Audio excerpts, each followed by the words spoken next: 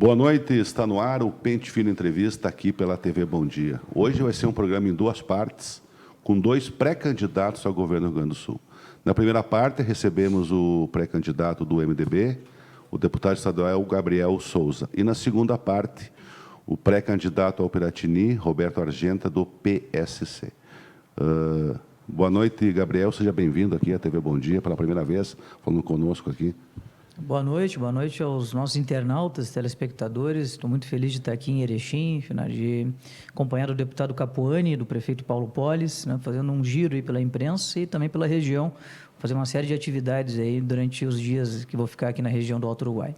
Teve 2 dias aqui na quinta e na sexta-feira e passou por vários municípios. O MDB é um partido muito enraizado, eu vejo. Tem partidos como o MDB, o Progressistas, PDT e os principais partidos, PTB, aqui na nossa região, principalmente, temos partidos com histórias, né?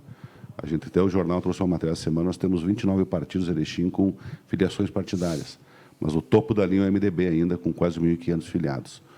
Esse tipo de um partido com história, em cada canto do rincão do Rio Grande do Sul, ajuda nessas tuas caminhadas? Esse é um dos pontos fortes da nossa pré-candidatura, porque como os nomes que estão concorrendo ao governo do Estado, que estão pleiteando concorrer ao governo do Estado nessas eleições, não são tão conhecidos, né, como estivemos em últimas eleições, tinha ex-governadores, governadores e senadores, enfim, concorrendo.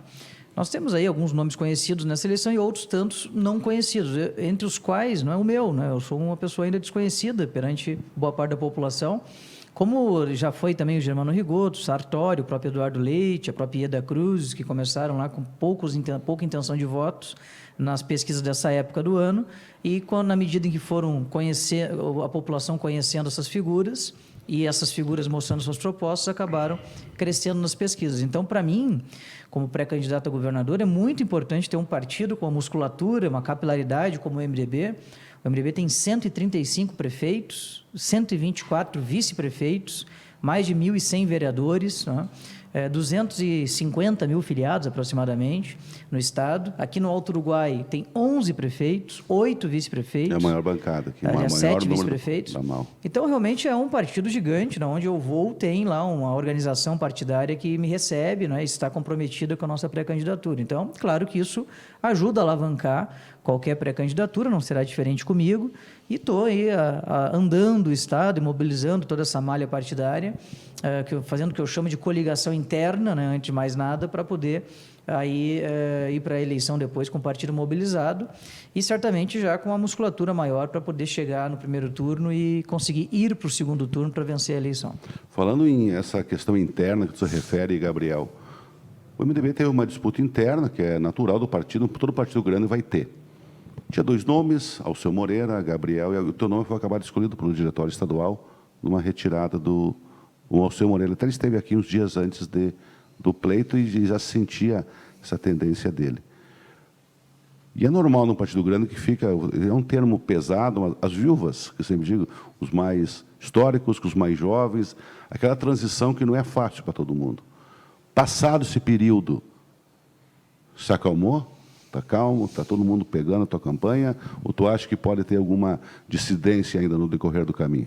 Não teremos dissidência no que tange a eleição de governador, que nós vamos ter unidade. Eu sempre digo, eu não quero, nem Cristo conseguiu ser a unanimidade, unânime, num partido tão grande que nem esse. Nós temos 3 ex-governadores filiados ao partido, Pedro Simão, Germano Rigoto, José Ivo Sartori, de quem fui líder na Assembleia Legislativa. Tu tens aí uma série de lideranças de qualidade inestimável, tu tens a maior bancada eleita na Assembleia Legislativa, a maior bancada de deputados do MDB federais do Brasil, somos 4 deputados federais aqui, dos 37 que temos no país.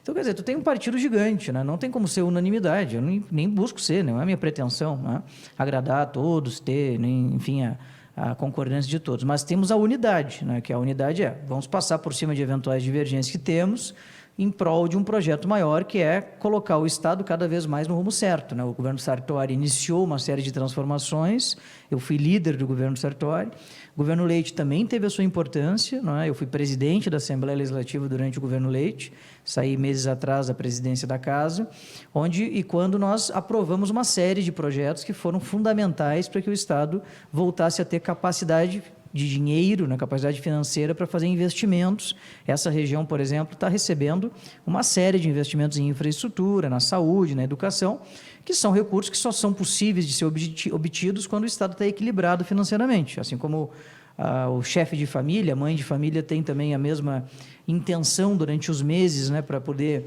manter a sua família com subsistência, né, bem alimentada, bem formada, etc., bem abrigada, o Estado também não pode ficar gastando mais do que ganha para ter aí, eventualmente, déficits. O que é o déficit? É a falta de dinheiro para apresentar serviços públicos.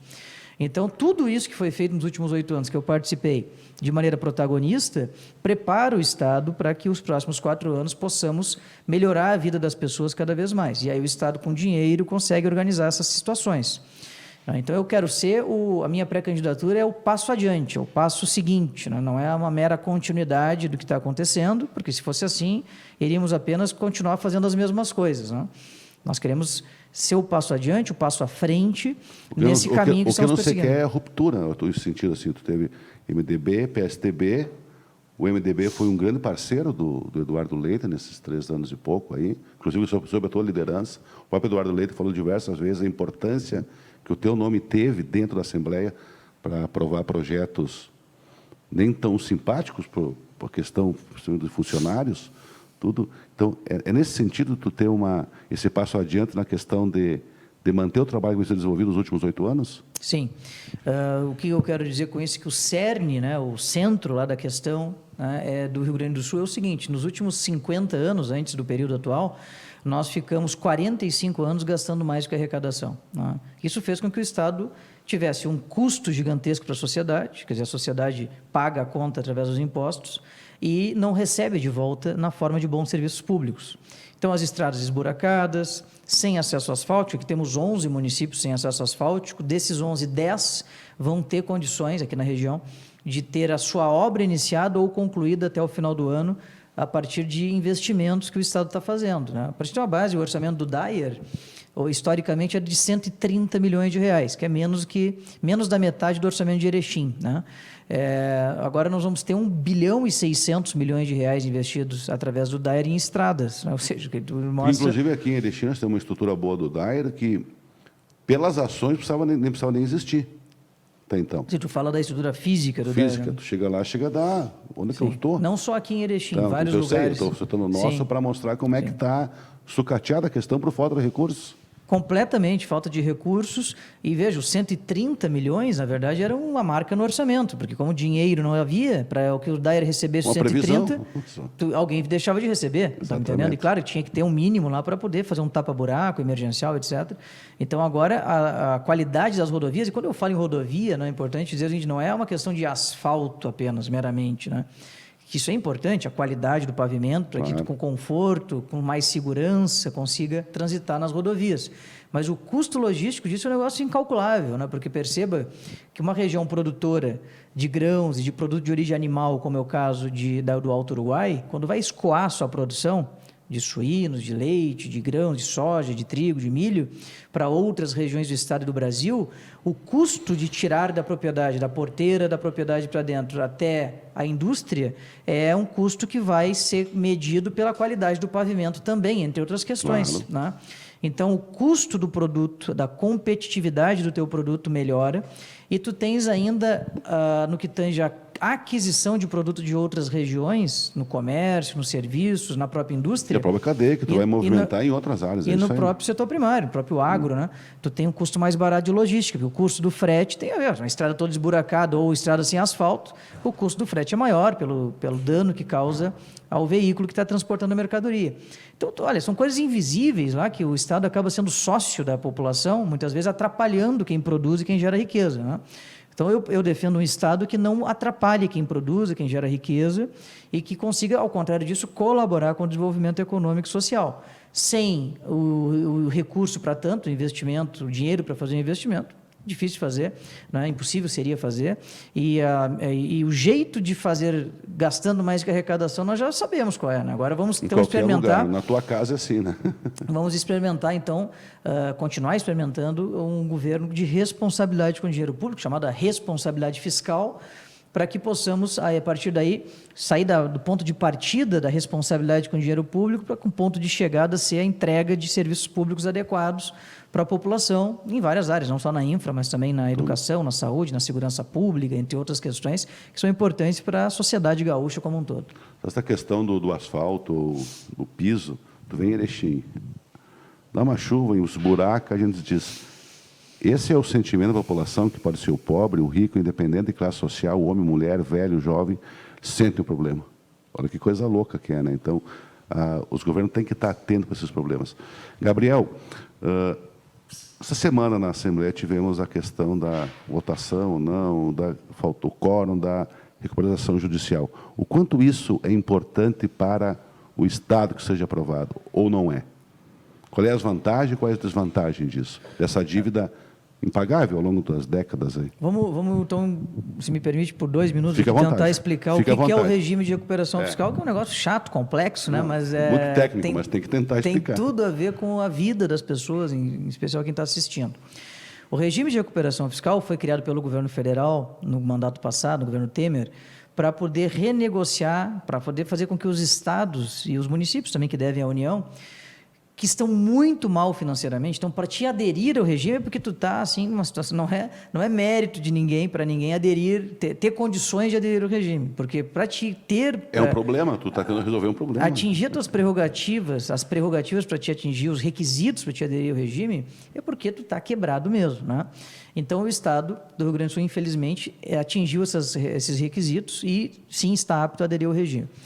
Lá em 2017, em outubro de 2017, o governador Sartori entrou em juízo no STF dizendo o seguinte: o Estado do Rio Grande do Sul está pleiteando não pagar a dívida com a União enquanto não aderir ao regime, mostrando para o STF que o Estado estava buscando aderir ao regime, e, portanto, se ele estava buscando aderir a um regime de recuperação fiscal que faz com que a tua dívida seja paga de maneira a te dar condições de pagá-la, ou seja, com saúde financeira para tanto, por que você vai me obrigar a pagar a dívida de maneira a me quebrar? Né? Porque a prestação original da dívida corresponde a 13% da receita corrente líquida.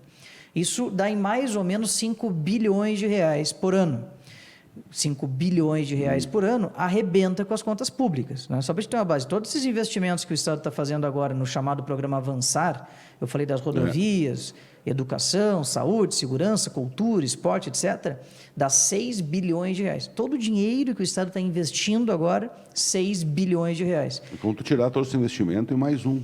Enquanto, imagina, tu acaba com a possibilidade, não é, do Estado fazer benfeitorias no Rio Grande do Sul. Então, não dá para voltar a pagar imediatamente essa dívida nesses termos. Tu tem que voltar a pagar de maneira escalonada, né? Então, o regime de recuperação fiscal é nada mais, nada menos do que isso. Tu vai ter 1 ano de carência, depois tu vai começar a pagar uma parcela que mais ou menos vai dar 700 milhões de reais, arredondando números. Depois, no terceiro ano, tu vai ter 1 bilhão e 400 milhões, depois tu vai ter 2 bilhões e 100 milhões, até chegar em 2 bilhões e 800 milhões de reais. É uma escadinha, né?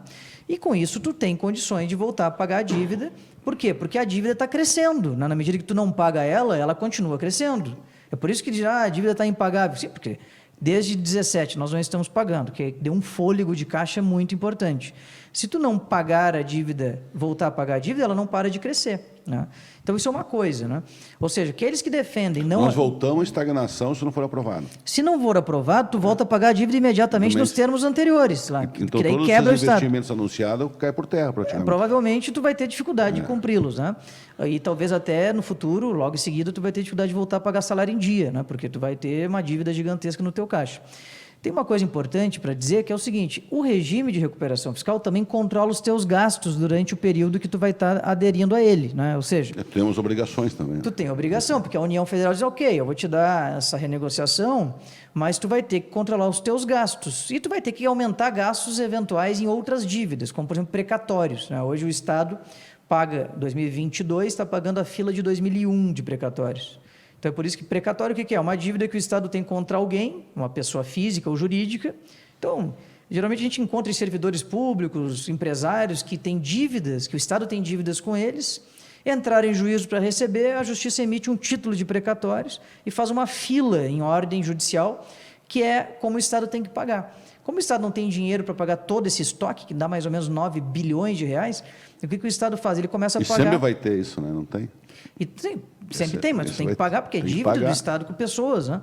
Então, basicamente é o seguinte, tu tens que fazer um aumento do teu gasto com precatórios também para até 2029 zerar essa fila de precatórios, de acordo com uma emenda constitucional federal. Então, veja bem, tu tem um controle rígido de gastos durante os próximos anos se tu aderir ao regime. Tu não pode aumentar X gastos, tu não pode passar de determinados limites, tu tem um teto de gastos, né? Para quê? Para que o Estado não volte a gastar mais com a arrecadação. Então, é isso que muitos candidatos agora, pré-candidatos, são contra, né? Por quê? Porque eles querem, primeiro, gastar mais com a arrecadação e, segundo, eles não querem... eles querem, como é que eu Mas chamo? Por ser um ano ganhar político, like no Facebook. E por ser um ano político, tu acha que a votação poderia ser outra fora de um ano político? Isso também influencia? Eu tenho certeza. Eu vou provar que isso é verdade, porque, veja bem, quando nós votamos 4 matérias inerentes a esse tema, porque essa próxima lei que nós vamos votar, esse próximo projeto, ele é uma adequação às leis anteriores, porque mudar lá uma redação que tem que ser alterada, né? Uma coisa sobre o teto de gastos. Agora, o problema é que nós já votamos 4 vezes isso, e os partidos que agora são contra, no passado eram favoráveis, né? Em grande parte, né? Então, tu tens partidos de esquerda contra, tem partidos de direita contra, mostrando que os extremos estão próximos quando fala-se em irresponsabilidade fiscal. Eles não têm zelo pelo recurso público que é arrecadado nos impostos, porque querem gastar mais do que a arrecadação, né? Então, eu estou aqui defendendo o controle dos gastos para que a gente consiga ter condições de ter dinheiro em caixa para melhorar a vida das pessoas, né? Então, essa é uma coisa. A outra coisa é tu discutir a dívida. Quer dizer, tu pode ir lá abrir uma negociação política com o governo federal no ano que vem para discutir de novo a questão da dívida, porque o governo Sartori já renegociou essa dívida e diminuiu em 20 bilhões de reais o estoque da dívida. Como é que ele fez? Ele diminuiu o juro de 6% para 4% e alterou o indexador de IGPDI para o IPCA. Então, isso é como se você tivesse financiado um automóvel e essa dívida está muito cara, com o juro que subiu demais nos últimos anos, a tua correção monetária subiu demais, o indexador, então eu quero negociar o meu indexador, o meu juro diminuindo. Foi o que o Sartori fez.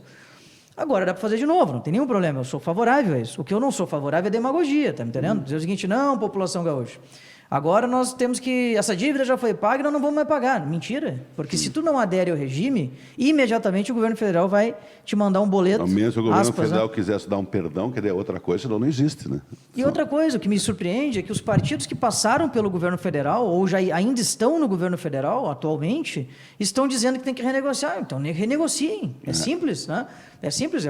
O PT ficou 16 anos no governo federal e não renegociou. Né? Quem renegociou foi o governo Temer e o governo Sartori, né?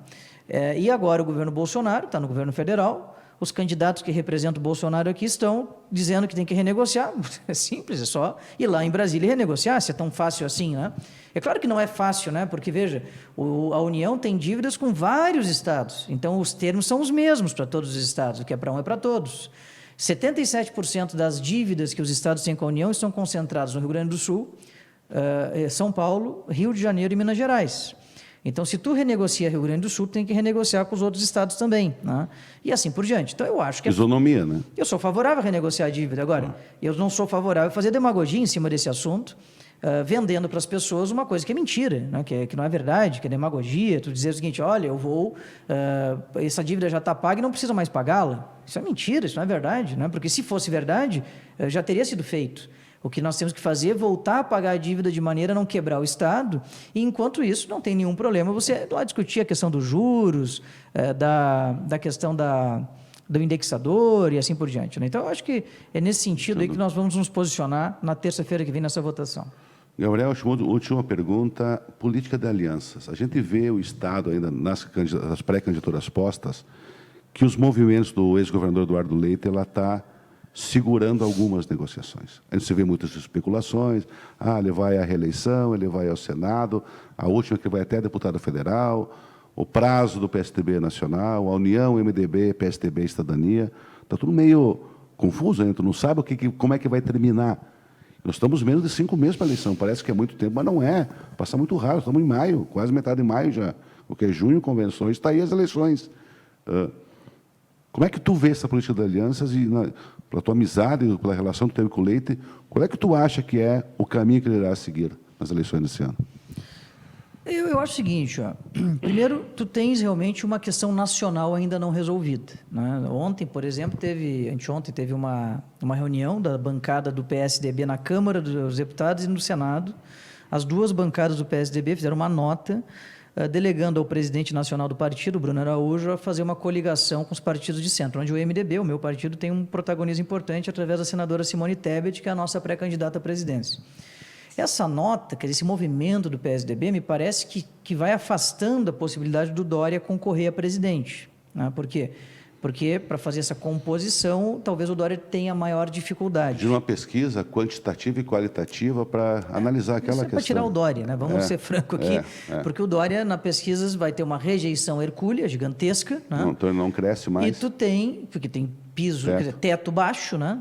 Eu tenho intenção de voto baixo na pesquisa, porque sou desconhecido, mas tenho rejeição baixa. Eu sou o menor rejeição. A menor rejeição da eleição é a minha. Então, por isso que posso crescer, em tese, né? Se vai crescer ou não, a campanha vai dizer. Eu pretendo mostrar para os gaúchos as minhas propostas e, com isso, poder obter a simpatia dos eleitores. Mas, no caso do Dória, tem uma rejeição muito alta. Então, essa questão nacional está mal resolvida, né? Outra coisa, o MDB e o PSDB, a nível nacional, podem ter uma aliança, né? E quando é que isso vai se resolver? Eu acho que não se resolve em maio. Acho que pode entrar em junho. Mesmo que em maio aconteça aí algum outro movimento mais firme, que pode parecer conclusivo, eu acho que vamos entrar em junho. Então, a política é muito dinâmica, né? O que acontece? Nós temos aí que aguardar essa questão nacional, de fato. O ex-governador Eduardo está olhando essa questão nacional porque ainda se fala no nome dele para compor uma eventual chapa quando e, eventualmente, na hipótese do PSDB mudar a sua configuração, né? Mudar o seu nome como componente da majoritária, tirando o Dória. Então, isso é uma coisa que pode acontecer ou não, né? Ninguém sabe o que vai acontecer, mas a verdade é que isso ainda acaba tornando o cenário um pouco nebuloso e, realmente, isso tem atrasado algumas conversas com os partidos. O que eu tenho que fazer enquanto isso? Campanha, né? Fazer pré-campanha. Não pode parar. Eu não posso parar. Então, estou aqui em Erechim, né, falando com a imprensa, falando com a sociedade, falando com o meu partido. Temos conversado com outras siglas, né? O nosso presidente, o deputado Fábio Branco, está conversando, eu tenho conversado. E nós vamos conversando e vamos ter, no momento correto, uma grande aliança para poder estar no segundo turno e vencer o pleito eleitoral. Gabriel, os assessores estão nos chamando, tem compromisso aí, então eu vou te liberar. Te agradeço a tua participação aqui conosco. Obrigado. E está aberto aqui os microfones, o Jornal Bom Dia, quando o senhor passar aqui por Erechim. Obrigado, eu que agradeço. Um abraço a todos os telespectadores. E depois do intervalo, outro pré-candidato, como anunciado no início, Roberto Argenta, do PSC. Já voltamos.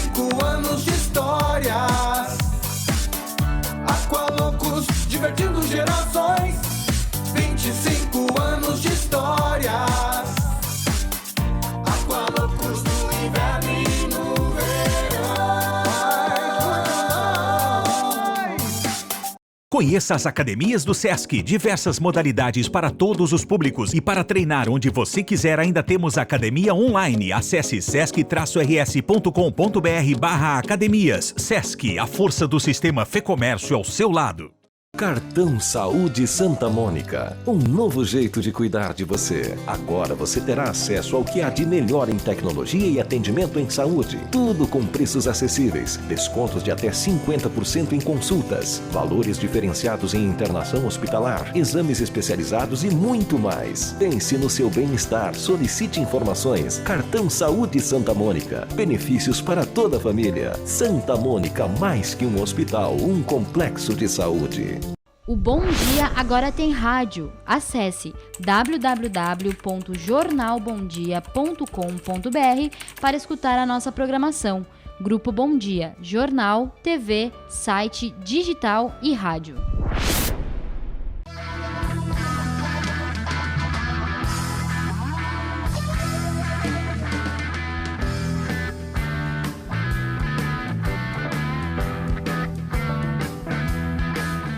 Boa noite, estamos de volta com o Pente Fino Entrevista aqui pela TV Bom Dia.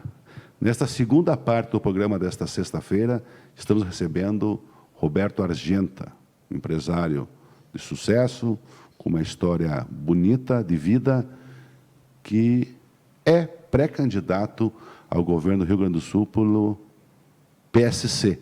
Exatamente. Ele estava no MDB, ele esteve na região, ele tentou viabilizar sua candidatura, como o MDB é um partido grande, com várias pessoas, ele buscou outro caminho e manteve seu intuito de concorrer ao governo do Estado. A região do Uruguai não é desconhecida para ele, ele vem seguido para cá. E hoje vamos tentar conhecer um pouco a cabeça do empresário Argenta, o que pensa o político Argenta e onde ele quer chegar nessa eleição de 2022. Boa noite, Argenta, seja bem-vindo aqui à TV Bom Dia. Bom dia, Rodrigo, bom dia a todos. É uma alegria muito grande estar aqui em Erechim. E nessa região é uma região muito legal, eu entendo assim, com alto astral, com otimismo, temos que manter assim. E, digamos assim, sou há 46 anos na Calçados Beira Rio, passamos todas as crises, estamos bem. O Recanto Maestro Termas Romanas também, que eu sou o grande líder lá, também está bem. E eu quero agradecer ao povo gaúcho tudo que eu conquistei aqui no Rio Grande do Sul. Minhas fábricas de sapatos estão todas no Rio Grande do Sul. Então, uma forma de agradecer é levar minha capacidade administrativa, política, que seja, para transformar o Rio Grande e voltar a ser um dos melhores estados do Brasil. E o lema principal é emprego e educação. O emprego garante presente e a educação garante futuro.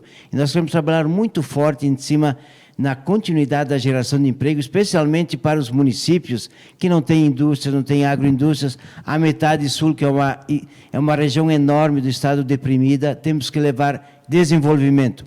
E para a pequena agricultura, temos que investir rápido na questão de reservação de água para as próximas secas que virão. Então, temos que ter um sistema de irrigação muito forte e o Estado pode ser o propulsor dessa irrigação para que, numa próxima seca, se houver, tomara que não tenha, mas normalmente tem, a perda não seja tão grande. Mas sabe, né, Argenta, que estiagem em dia, cada 10 anos nós vamos ter 3. Sim. Isso é impossível. Então, a gente tem que ter políticas públicas para que isso não ocorra. Em Erechim mesmo, nós tivemos recentemente não, mas alguns anos atrás, antes de uma obra grande que foi feita, do cravo, em 10 anos tínhamos 3, nem é para o animal, para o consumo humano. Tínhamos racionamento nas torneiras do Erechinense, para ter uma ideia da gravidade do problema. Lá na metade sul, tu fala Bagé, nem se fala os problemas que eles têm. É verdade. Né? Então, é uma questão. Mas para acontecer tudo isso precisa de recursos, né? E a gente sabe que o Estado está melhor, já teve pior, estão aí votando uma recuperação fiscal judicial para uma recuperação para poder pagar. Como é que análise o senhor faz dessa recuperação judicial da dívida do Estado com a União? A dívida do Estado. Eu entendo que nós temos que partir para esse ponto. Esta dívida corre juros de 6% ao ano. Ok, correção monetária não vamos discutir, mas os juros, não cabe à União cobrar dos entes federados juro. A União não é um banco. Então, se for emprestar dinheiro para o nosso Estado, o Estado vai ter que repor, já repôs, eu acho, quase a totalidade, mas juros de 6% ao ano representa, em 11 anos, 100% do aumento da dívida. Se nós repensarmos isso, tirando esses juros, eu tenho certeza que 70% da dívida vai reduzir. Então, vamos trabalhar em cima disso. E para o Estado ter mais recursos, nós temos que pensar em ter desperdício zero. Precisa, pessoal, o Palácio das Hortênsias em Canela? Não precisa. É uma fazenda dentro da cidade de Canela, ao lado lá de Pedra, com valor altíssimo, gerando despesa todo mês para o Estado. Talvez o governador vá 1 ou 2 vezes por ano lá. Se o governador quiser lá, vai num hotel e paga. E paga, é muito mais econômico. Então, é uma despesa que acontece todo mês e não precisa. O palacinho do vice-governador na Cristóvão Colombo. Não precisa. E assim tem mais de 14 mil imóveis do Estado fora de uso ou mal utilizados. Nós temos que resolver isso, porque tudo isso é despesa. Fazer dinheiro, fazer permuta, transformar em serviços. Qual é a ideia do senhor? Não, olha, ou o que for melhor para aquela região? O que for melhor. Né? Naquela região tem uma empresa que quer aquele terreno do DAIR, que tem 2 hectares, e vai dar 5 quilômetros de asfalto, por exemplo, vamos permutar. Então, vamos vender, tem um projeto habitacional lá naquele município, a construtora vai construir lá, vai comprar, ok. Quer dizer, nós temos que transformar isso em ativos que funcionam, e não só despesa para o Estado. O Estado bem gerido. Outra coisa que é muito problemática hoje em dia são as tais de licenças que levam 5, 6 anos. Eu pretendo imediatamente criar uma lei o seguinte, teve o projeto 30 dias lá, não foi aprovado, é aprovado por decurso de prazo. E aí, com a responsabilidade de quem propôs o projeto, mas em 30 dias está resolvido. Eu tenho certeza que nós podemos fazer isso. Tem prefeituras que fizeram isso, deu certo. Existem outros exemplos que deram certo. E nós temos que entender por que Santa Catarina tem 12 bilhões de superávit todo ano e nós não temos superávit. Se vender alguma coisa para pagar as contas. Temos que ver qual é a origem desses problemas. Por exemplo, a Corsan. Corsan é uma empresa, paga PIS, CONFINS, ISSQN, Imposto de Renda na Fonte, Imposto de Renda e Contribuição Social. Se fosse o Departamento de Água do Estado, não pagava isso. Isso, no mínimo, é 30% do faturamento. Assim tem a Procergs, empresa de... Então, quando você fala em privatizar, o senhor está pensando o contrário? Mas, tudo bem. Deixa eu tentar entender. Se dá para privatizar, privatiza. Tá. Mas o que eu quero dizer, não se pode fazer isso. Por exemplo, a EGR. A EGR é uma empresa, paga PIS, CONFINS, ISSQN, Imposto de Renda na Fonte e Contribuição Social. O DAIR não paga, é um departamento do Estado. Então, é uma questão estratégica de inteligência. Baixar custos. Baixar custo. Por que criar uma empresa se pode ter o DEMAI em Porto Alegre fornece água. Não é uma empresa, é um departamento de águas do município. Então, existem soluções inteligentes, só que tem que ter uma visão global, porque 46 anos levando uma empresa de calçado, passamos por muitas crises, mas a visão, a eficiência, nós superamos todas as crises. E no Estado é da mesma forma. Nós criamos na Calçados Beira-Rio um projeto chamado Conquistando a Perfeição no Atendimento ao Cliente. Por isso somos a melhor empresa de calçados. No Estado temos que criar um projeto Conquistando a Perfeição no Atendimento ao Cidadão. Engajar todos os servidores públicos, demonstrando sua importância para o Estado, e se nós nos tornarmos mais eficientes, o Estado, a população vai reconhecer a eficiência desses servidores. Nós temos que mudar o jogo. Mas essa é uma questão, Argenta. Na iniciativa privada, o senhor vai lá, o senhor determina, o senhor faz e até a palestra o senhor foi empreender com sucesso. O setor público, ele é extremamente burocrático, engessado, corporativo. Como é quebrar todas essas amarras para que isso ande de uma maneira que a população aceite as ideias do candidato? Mas veja bem, todos querem uma mudança diferente, todos querem algo diferente. O servidor público quer se sentir não um peso para a sociedade, mas precisa, o servidor público, ele é a solução de muitas coisas. E a população entende que é necessário, mas nós temos que mudar esse jogo. Demonstrar que ele é importante para a sociedade, nós temos que demonstrar que ele vai ser eficiente. É a questão de um líder puxar a sua turma. E o governador é o grande líder que tem que estar presente o efeito sempre. manada. Não, exatamente, tem que estar presente sempre, aqui no Estado. Eu penso que de 90 em 90 dias eu tenho que passar em todas as regiões do Estado, porque ainda é o olho do dono que engorda o boi. Né? Eu tenho que estar presente, olhando como é que está funcionando. Eu não quero a cada 4 anos dizer para o senhor, que saudades, não viu o senhor há 4 anos? Não é assim, não. Não, mas, ok, o governador ir a Brasília, ok, é necessário. Mas ele tem que ficar... Olha, eu como governador vou ficar 2 dias em Porto Alegre, os outros dias estarei no interior do Estado. Descentralização? É também descentralização. Quer dizer, tu vai ter que ver o problema de perto e ver a solução de perto. Porque hoje, temos a informática, tudo ajuda. Mas o olho do dono ainda continua engordando o boi, e se tu olha, tu enxerga, visualiza a solução.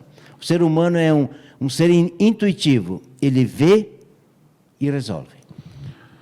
Nós temos várias candidaturas, Argenta. Esquerda, direita, mais ao extremo, tanto a esquerda como a direita. Umas tentando surfar para cá ou para lá, tentando pegar um efeito Lula, outro efeito Bolsonaro. Onde se coloca a candidatura de Argenta aqui no Rio Grande do Sul? Olha, eu digo assim, gerar emprego é para o ser humano. E o ser humano tem braço direito e tem braço esquerdo. Né? Educação é para o ser humano. Eu sou um empresário humanista. Essa questão de direita e esquerda é muito relativo. Mas é claro, né? É claro, entre Lula e Bolsonaro, voto no Bolsonaro, né? Mas eu vejo assim que a solução o Brasil vai passar disso. Vai passar disso e nós temos que saber que nós somos brasileiros, nós queremos o Brasil o melhor país do mundo, né? É isso que nós queremos ter. E o político, acima de tudo, tem que ter um amor profundo à nossa terra e à nossa gente. Se ele fizer isso, ele vai ser um grande governante. O político não pode usar o povo para se beneficiar. Políticos têm que estar a serviço da população. Por exemplo, com o governador, eu não vou retirar salário. Se eu for obrigado por lei a tirar, vou doar para uma instituição de caridade. Né? Quer dizer, eu preciso me doar ao povo gaúcho. Eu me doando ao povo gaúcho, tenho certeza, nós vamos empolgar toda a sociedade, empresários, cooperativas, funcionários públicos, para nós termos realmente, voltar a ser o Rio Grande o melhor estado do Brasil. Outra questão, nós temos... O Rio Grande do Sul não reelege, nunca reelegeu, né? Agora, o que podia ser reeleito saiu, podia porque ia concorrer, se ia ser ou não é outra questão. Pode ser que venha ainda. Tu acha que essa política de alternância é salutar ou não para um Estado que deve tanto, tem pouco poder de investimento? Como é que o senhor analisa essa coisa? Olha, eu analiso o seguinte,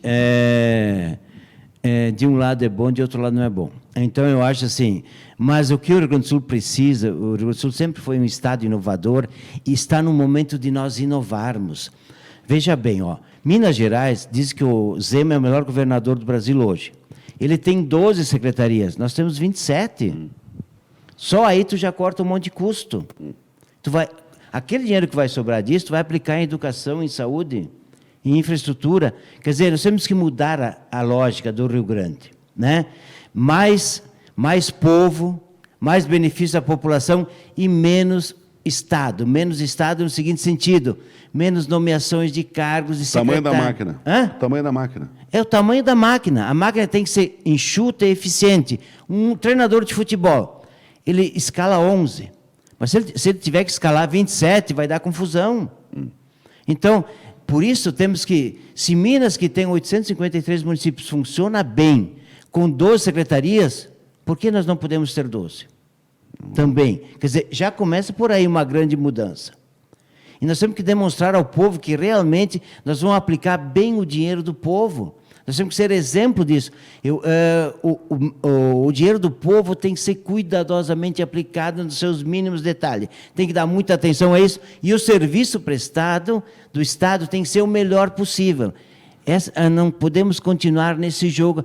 Não tem dinheiro, é dívida, vamos resolver o problema da dívida, vamos melhorar, ter mais indústrias, agroindústria, melhorar, aí vai ter mais comércio, vai ter mais serviços, vai ter mais arrecadação, e com isso dá para fazer muito mais infraestrutura. Mas temos que criar um modelo de desenvolvimento sustentável, né? Especialmente mais indústrias, porque todos os municípios que têm mais indústrias, eles têm, no mínimo, o dobro da renda per capita dos municípios que têm menos indústria. Se pegarem o IBGE, vocês vão ver. Caxias do Sul, a renda per capita de Caxias é o dobro do que de Santa Maria. E olha que Santa Maria tem base aérea, tem Universidade Federal. Mas não tem indústria. Mas não tem indústria. Erechim, tu pega Erechim e Passo Fundo melhorou agora. Mas um tempo atrás, que o Passo Fundo passou por uma crise e recuperou, Erechim sempre teve o polo indústria forte, o metal mecânico principalmente. Isso é fundamental, se faz ônibus aqui, mas claro, cadeiras para o Brasil inteiro, e é fundamental, tanto é que nós temos de 45 mil carteiras assinadas temos em Erechim, 20 mil na indústria. Mas eu acredito que hoje a renda per capita de Erechim é maior do que Passo Fundo. Né? Então, eu acho que a questão da indústria é que há uns 10, 15 anos atrás, não, mas a indústria não precisa, não sei mais o quê. Mas se a gente analisar a história da humanidade, Estados Unidos cresceu com a indústria, a Alemanha cresceu com a indústria, Japão cresceu com a indústria, a China, em 20 anos, mudou toda a realidade chinesa com o quê? Com a indústria. É claro que a agricultura é extremamente importante, é a base, a indústria é muito importante, porque se tem indústria, tem comércio, o comércio vai bem, o serviço vai bem. Mas é a engrenagem, um puxa o outro. Exatamente, mas a indústria é fundamental. O Rio Grande do Sul precisa voltar a ser um estado mais industrial, como é aqui, como é Caxias, como é Bento, como é Não Me Toque, mas temos que levar isto para toda a metade sul do estado também. E novas culturas agrícolas também. Por exemplo, o Rio Grande do Sul pode ser o maior produtor de oliveiras, mais do que a Espanha. Hoje nós produzimos 1% do que é consumido. Nós podemos, toda a metade sul, que vai de Viamão, paralelo 30, que vai de Viamão até Santana do Livramento, Quaraí, é área própria para a produção de oliveiras. Onde não dá arroz, onde não dá soja, a terra de pedregulho, terra fraca, a oliveira vem muito bem, obrigado. E assim tem outras culturas que podem ser implementadas. Aproveitar as questões geográficas do estado, né? Correto? Mas claro, assim, veja bem, a pequena agricultura também tem que ser estimulada. Nós importamos de São Paulo flores, aqui podia ter isso, né? Frutas, nós importamos verduras, tomates de São Paulo. Nós temos condições de fazer isso aqui. É uma mudança de visão que nós que precisamos ter no estado do Rio Grande do Sul. Sermos menos passivos, mais ativos. Olha, Santa Catarina, a dívida do Paraná, por exemplo, é 10 bilhões. A nossa aqui chega praticamente a 100 bilhões, 10 vezes mais. Então, nós temos que mudar essa lógica. Mas olhar o que os outros fazem de melhor, saber olhar, buscar esses conhecimentos que aqui nós não temos, que aqui não acontece, e transformar o Rio Grande. Nós temos que ter orgulho de voltar a dizer: a educação do Rio Grande é a melhor do Brasil, a melhor qualidade de vida é no Rio Grande do Sul, porque nós temos inteligência, temos capacidade e temos gente que quer trabalhar. Sabe, Argenta, no início da entrevista o senhor falou da questão do emprego no presente e educação no futuro, ou foi o inverso? Emprego garante o presente e a educação garante o futuro. A gente vê que, infelizmente, eu acho que o melhor programa social que tem é tu ter emprego. Ninguém quer depender do Estado. Se puder fazer a sua renda, eu acho que é a melhor coisa que existe. Sim. E a questão da educação, infelizmente, a gente vê muito falar dela em época de campanha, e no decorrer dos mandatos, mantém ela num nível mais baixo para ter um poder de manipulação sobre a pessoa, para não tornar uma população crítica. Né? Por que não se fala uma educação de qualidade? E a gente vê que não. E aí não é recurso, porque tu tem 25% por lei do que tu arrecada nessa educação. Tem que bem investir. Porque se é uma área que não falta dinheiro, é educação. Mas olha, assim, eu acho assim, nós temos que... Tem que ser prioridade do povo gaúcho. Dia 1º de janeiro, do ano que vem, e vou conclamar CPMs, empresas, cooperativas, bancos. Olha, todas as escolas em fevereiro deverão ter ao menos a grama cortada, as lâmpadas trocadas, os vidros quebrados, trocados, os banheiros funcionando. Porque como é que a criança vai acreditar que educação é prioridade se a grama não foi cortada? Quer dizer, nós temos que demonstrar às crianças e aos jovens que a educação é prioridade. E levar isso durante todo o ano. E aplicar bem os recursos. Tenho certeza que nós podemos realmente voltar a ser a melhor educação do Brasil. Nós já fomos, por que não podemos voltar a ser? É mudar esta dinâmica, é fazer a participação dos pais, dos alunos, dos professores, das empresas, das cooperativas. A melhor propaganda institucional que existe é dizer o seguinte: a empresa X reformou a escola Y. Não tem propaganda institucional melhor. Eu vou comprar nessa empresa porque ela ajudou a reformar o colégio. O lado social é o lado social da empresa. E todos os empresários gostam de fazer isso. É dar oportunidade. Argenta, olha, falamos bastante, eu te agradeço a participação. E quando estiver em Erechim, nos visite. Aqui as portas estão sempre abertas. Olha, Rodrigo, quero agradecer a oportunidade. Voltarei sim, vai ser um prazer muito grande, porque Erechim já falei com pessoas extremamente conhecedoras da realidade. Estive agora com o engenheiro e disse: olha, vou precisar de ti para tu me ajudar a conhecer melhor o licenciamento ambiental. Quer dizer, tem pessoas qualificadas, tem pessoas que fazem acontecer. Então, são essas pessoas que vou precisar, digamos assim, na formulação das linhas de governo, mas eu tenho claro e certo, vou precisar reduzir a máquina do Estado, gastar menos na burocracia e mais na saúde, educação, infraestrutura, estradas, enfim. Eu acho que isso é que a gente tem que fazer. Obrigado, Argenta. Assim chegamos ao final hoje do Pente Fino Entrevista, nesta sexta-feira, aqui pela TV Bom Dia. Um bom final de semana a todos e até a próxima.